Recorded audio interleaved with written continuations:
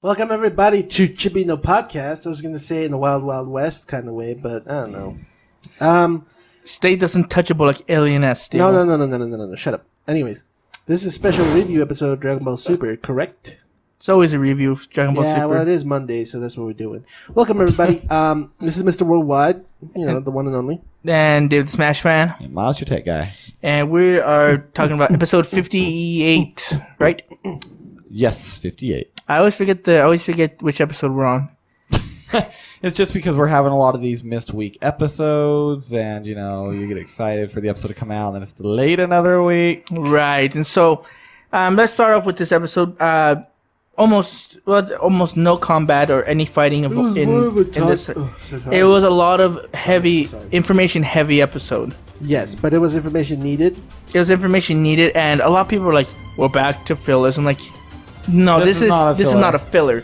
First of all, we got Did you say the title? Information. No, what is the title? Zamasu and Black Goku's mystery deepens. And it does deepen. Holy crap! It just. So let's start this off. No summary of the episode. We're just gonna go into a lot of key things of what's happening. It's more an informational episode. Which we've needed. We had two great action episodes, and now we're at the more the mystery solving part, which is what we needed too. So I thought it was great. So what was interesting is one of the things that we found out about. I mean, this doesn't really progress the story too much, but just kind of like, did you know? Is when Zamasu goes and asks the dude, what's his name, Zuno. He kind of goes and starts from the beginning. He starts from the beginning and tells them about when the Super Dragon was created, and they said it was in the year 41. And so, if you look at Dragon Ball timeline, that's not too long ago. That was like 600 years ago. Yeah, because Dragon Ball Z is like 700s, early 700s. And you'd have to look into it. It's weird. But what's cool is this kind of the ways they work on Earth and Namek. Yeah, kind of like that. But I mean, they never really specify like it needs to gather up light to get more power. In this one, he specifically said it needs to gather up light so it can fulfill a wish again. And it did say also too that it's he didn't say Pacific, but about a year. Yeah, about a year. Which is what we're kind of used to and what we kind of theorized. Right. So, meaning after they've just been used so recently, I guess we can talk about it later, but they're not going to be used quite yet. They can't be used. No. Big tidbit we learned about that. One that was on my mind was Whis' theory on Black, because if you read when in the episode, they come, they're in. They're at the Capsule Corp. They take the senzu beans to find out that Goku forgot them in the bathroom. The stupidest thing ever. And he even forgets. I was wondering that too. Like during the fights, like, don't they bring some damn senzu beans? And they even they got mad at him for that. And he even forgets the name. But one of the funniest parts in the episode, he's like, yeah, we fought Black. He's like, and he has a Super Saiyan form. Super Saiyan. He's like, yeah, Super Saiyan. He turns Vegeta. What was it?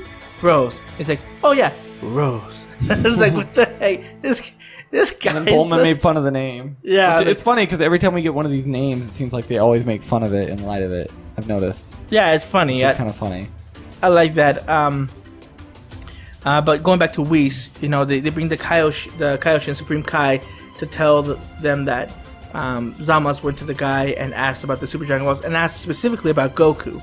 And then Whis comes up with this theory of how Zamasu and Black... What happened? What happened. So everything you saw in the preview of last week's episode wasn't actually happening. It's just more of what Whis' thoughts were, which was a troll. Right, well, so what did he say to you?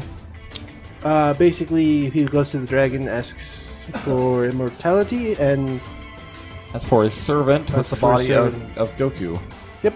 I think the body of Goku one's the stupidest thing I heard, but then again, if I'm thinking if this is accurate, like I keep telling you guys and other people we hear theorize, is Dragon Ball is not so complex. It's Akira Toriyama. Stop using your head to be like, oh, well, this and this. And Goku, before he died with the androids, and he came and did this, like, guys, it's going to be more simplistic than that. Well, I mean, but I don't think it's not going to be There's as still more of a mystery. Because it seems like it's not just Akira Toriyama coming with these ideas. It's his what's his predecessor? It's the writers. No, Toyoro? I know, but I'm saying it's still kind of staying in that format. Yeah, right. It's not crazy overcomplicated. But I think with his new predecessors, he's getting help with ideas of what to do, and so it's not as it's not like a Naruto thing where you can like look into like ancient Japanese mythology. It doesn't have super lore, but it's more like there's a twist now. That's not it's still a twist.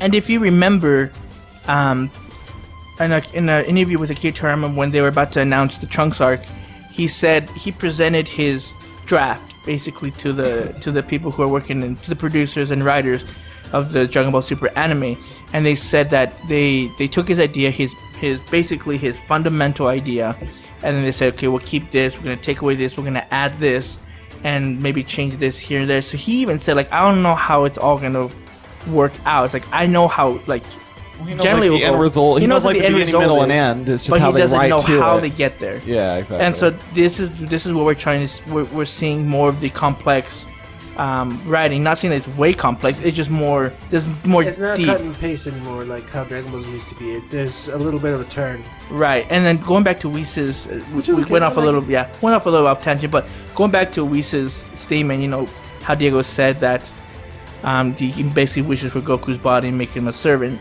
The problem with that theory, while in this timeline, current timeline does work, it doesn't work for the other one, for Trunks' timeline. The fact that, first of all, Zamasu never met Goku as far as we know. And also, and so that's a huge factor because he had never met Goku. Yes. And so it's like, well, how did Zamasu like interact Goku if that's the case? For that universe. And we know that and if Zamasu did go to the future, if he does use the time ring, if he goes to the future, he can't. The thing is, like, I don't see him going to the future and going to an alternate timeline. That's like one of my main things. Like, again, they might just do some weird thing and say like, oh, if you go to the future, you always go to an alternate timeline. Or if you go back, you always go to a back timeline. Well, it's like they said, the way like why you got to the future is a time ring. The only way you can get that is by being a Kai. But the only way being a Kai is the current Kai dies, which is Zamasu. And if he dies, well, obviously Goas, whatever. And then it's just, it seems like one of those things, like you said, the alternate universe. It just doesn't make sense because he would have had to have fought in Goku, and then why go to Trunks' time? Yeah, why? But then also we do have one of the titles for the later on Dragon Ball, and it does talk about I just lost my train of thought of like why he went to that timeline. It was part of the plan of like the extermination of humans plan or whatever. I can't remember the name of the title. Do you know what I'm talking about? No. Okay, so it was one of the names of the title. I have to look into it. I think it's the mid-October episode.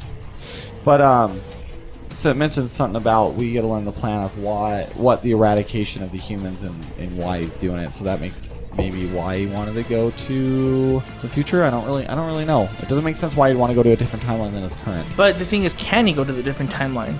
He can't go to the past. He can go to the future. Yeah, but, so basically they're like, it's supposed to be impossible, but yet Bulma finds a way to do it. But she can't go back on her current timeline. She has to go to an alternate timeline. So my question is, like, does that how the rings work as well?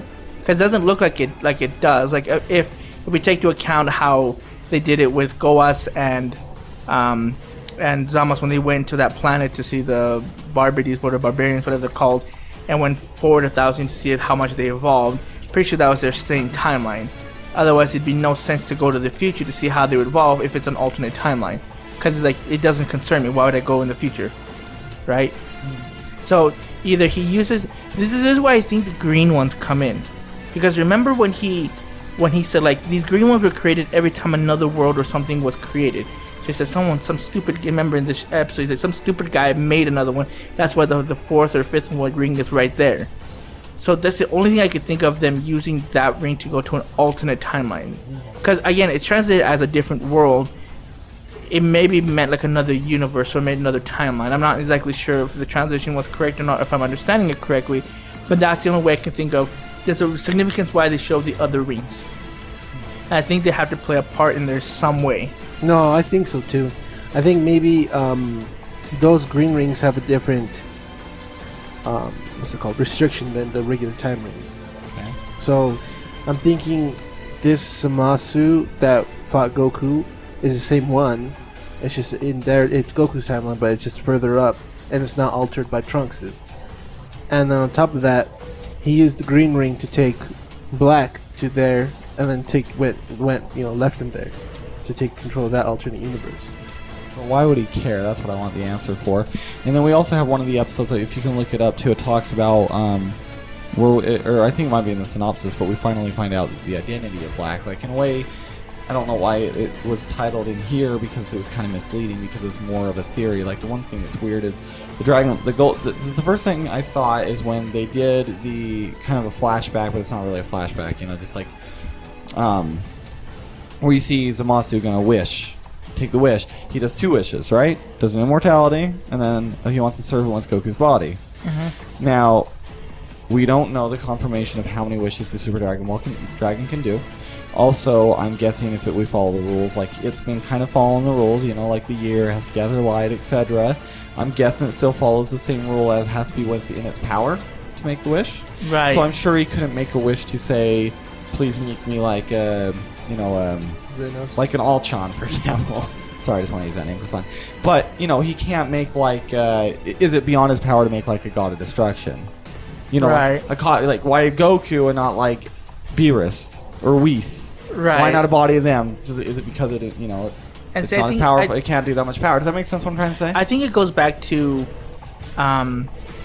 his, again, this is according, if we go by Whis' theory, is that he's always despised humans, but you saw that he had this extra, his spice was multiplied when this human challenged a god to a fight and beat him.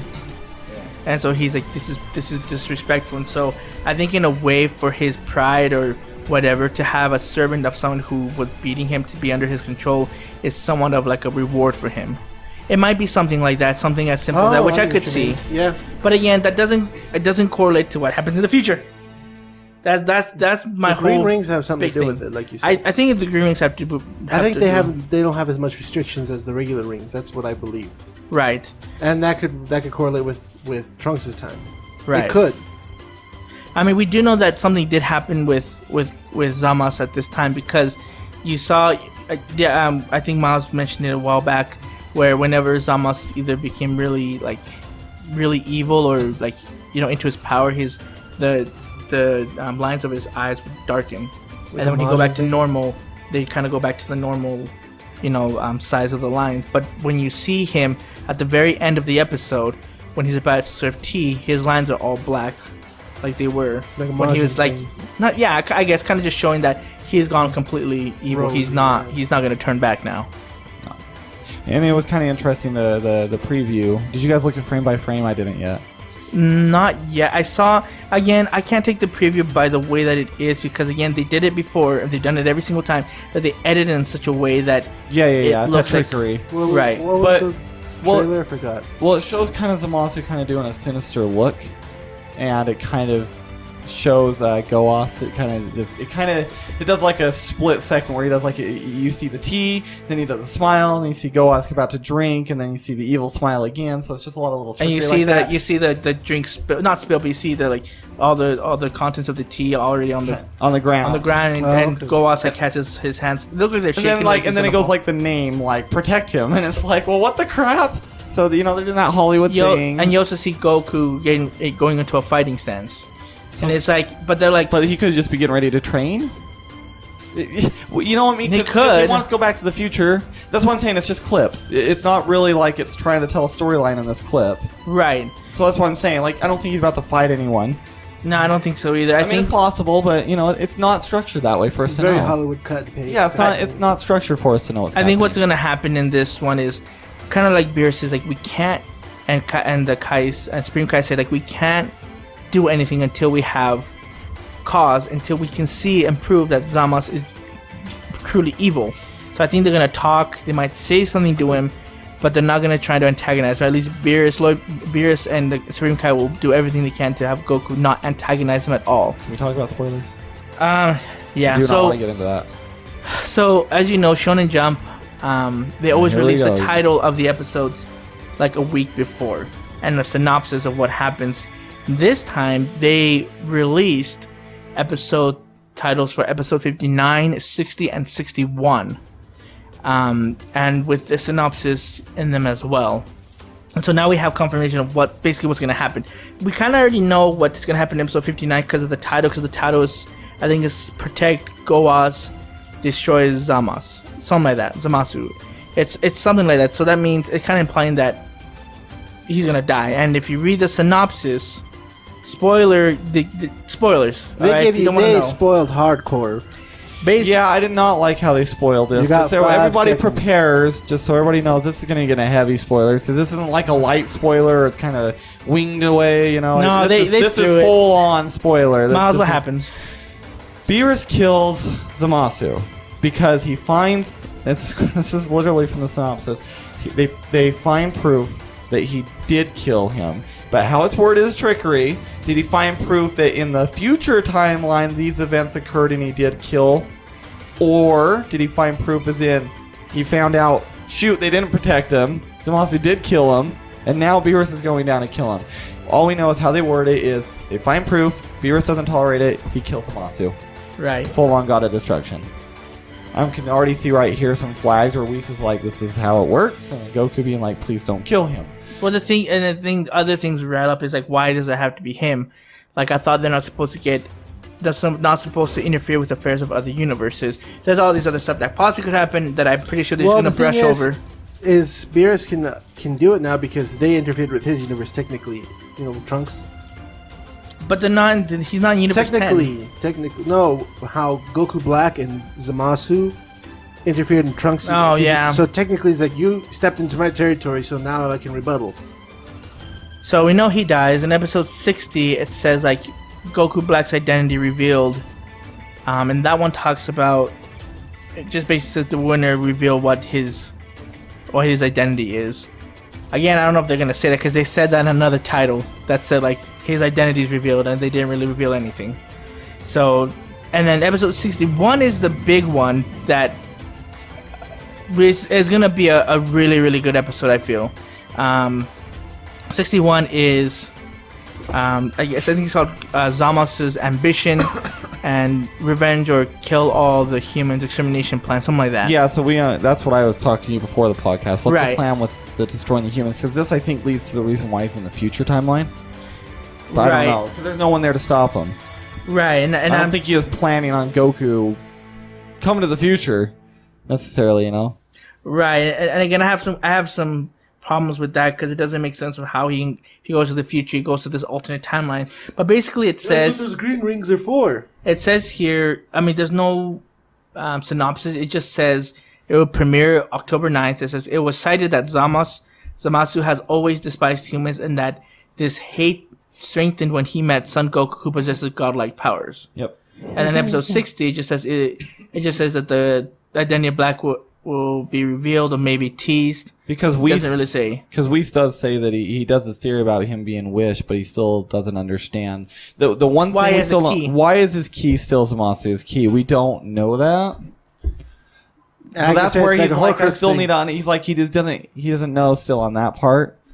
Right. And again, there's tons of stuff to Black. He's like, he keeps talking about this body wants to do and this and this and this and like, it's like. And he's like, I wanted to fight you in this body. So it's like... Yeah, there's something else. It's like, why does he want to fight him in this body? Like, is he, like, linked? So like I said, Whis' thing was a theory. Doesn't mean that's what happened. I believe that's how he got the immortality. I think that's kind of obvious. Yeah. I don't think we need to go super detailed and be like, oh, well, this and this and this could have... No, he wished for immortality to gods. I mean, I don't think Shenron's going to give immortality to a god, can he? Does he have that power? No, I don't think so. I think... What I think he might have done is he might have also wished. That's like, again, does he get multiple wishes? Yeah. Well, this is the thing. Like, I don't think they're gonna do this. I really don't think so. But it would be interesting if they wanted to use the Super Dragon Balls, but he went so many times and wished for different things, whatever it may be, so that if anyone wanted to use the Super Dragon Balls, they can't, because if they go to the future year, it's already been used, and they can't do it. But that's like possible fan theories that really lead to nowhere. But yeah, so that is. Do you have any other final words? Anything you want to add to the summary? I think we covered it a lot. Like we kind of cover the basic. Yeah, no. There's so much in this episode. Again, if you think this is filler, more dang questions. There's more questions. It's just it's reeling you in. Super has been doing an amazing job at doing this in these past 12 episodes. Like, this is the stuff that we've wanted, where it's still the shonen fighting, but it's adding the more modern storytelling that they're doing, where there's more mystery. It's not just so cut and dry. So that is a great improvement that I'm glad that the writers are doing, that they're bringing Toriyama's vision to life in this way, because we're getting a nostalgia effect while enjoying how we've enjoyed anime nowadays. Mm-hmm. So let us know what you think about this summary. If we're right, if we're wrong. We're not wrong. We're always right. But leave us a message on the comments below, or like our Facebook page, Chibi no Podcast, on our Twitter and Instagram. Diego, where is that? Twitter and Instagram? Uh-huh. So Instagram is Chibi no Podcast, and then Twitter is Chibi no Podcast, capital C, capital N, capital P, and then YouTube is Chibi Podcast. Right, where you'll be hearing this episode. So let us know. And that is everything for today. Again, this is David Smash Fan. Mr. Worldwide. Monster Tech Guy. And it's Chibi no Podcast. We out.